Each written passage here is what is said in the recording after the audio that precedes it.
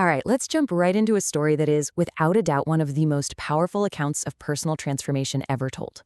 It's all about fear and struggle, and this wild idea that real strength can be found in total surrender. We're talking about Jacob at Peniel. And it all kicks off with this incredibly raw and honest feeling. Fear. Those are the words of our main character, Jacob. He's about to have a family reunion he's been dreading for 20 years. And he's not just nervous, he is terrified of the brother he cheated so long ago.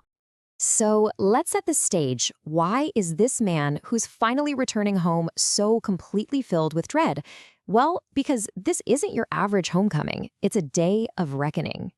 Okay, so Jacob, right? He fled his home decades ago after tricking his brother Esau out of his inheritance and his father's blessing.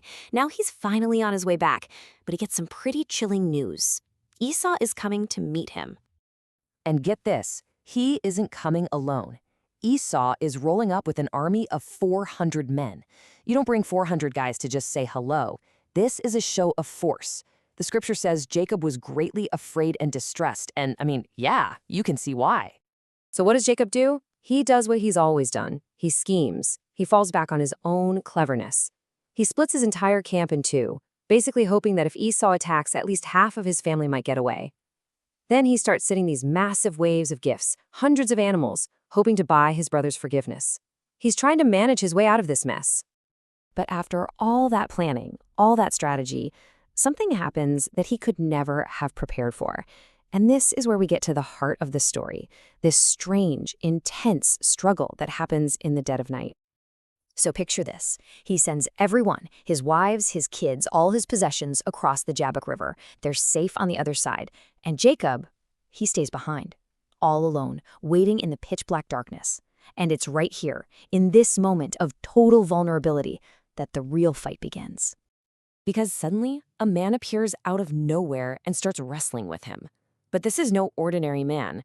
As the story unfolds, it becomes clear that this is some kind of divine being. Jacob isn't just worried about his brother anymore. He is literally physically wrestling with God. And this is what's so incredible. This fight isn't just physical, it's deeply spiritual. It goes on all night long, a grueling battle until dawn.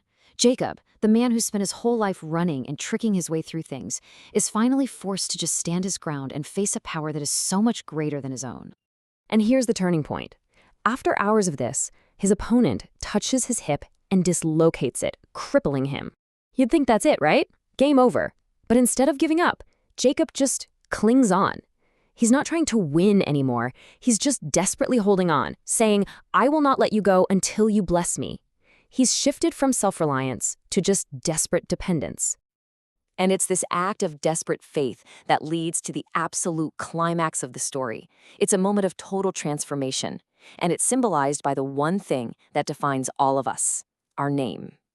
The wrestler asks him, "What is your name?" And he has to say it, Jacob.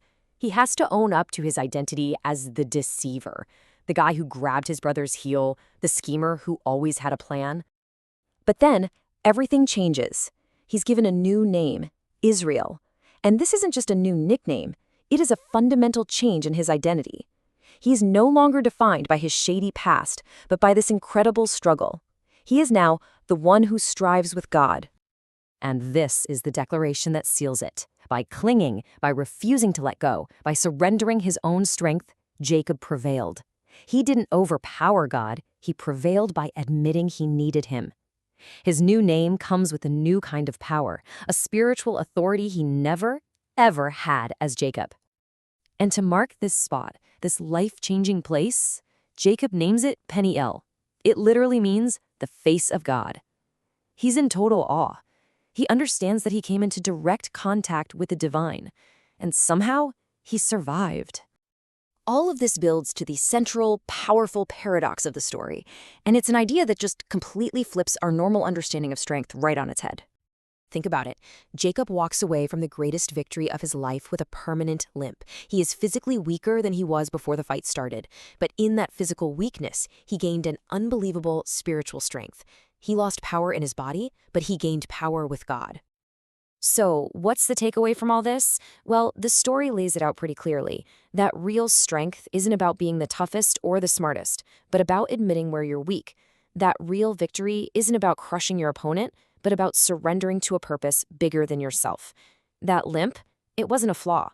It was a constant, physical reminder that he had to depend on God. And this idea, it's timeless. Centuries later, the Apostle Paul would write about the very same thing, saying that God's strength is actually made perfect in our weakness. Jacob's limp and Paul's thorn in the flesh, they're telling the exact same story. Our limits are often where God's power shows up the most. So in the end, we have to reframe how we look at our own wounds, don't we? Jacob's limp wasn't a scar of shame. It was a trophy. It was the physical proof that he had met God and had been changed forever, from a man who walked by his own strength to a man who now had to lean on God with every single step he took. And that kind of leaves us with a final question. Because the story of Jacob at Peniel isn't just some ancient tale.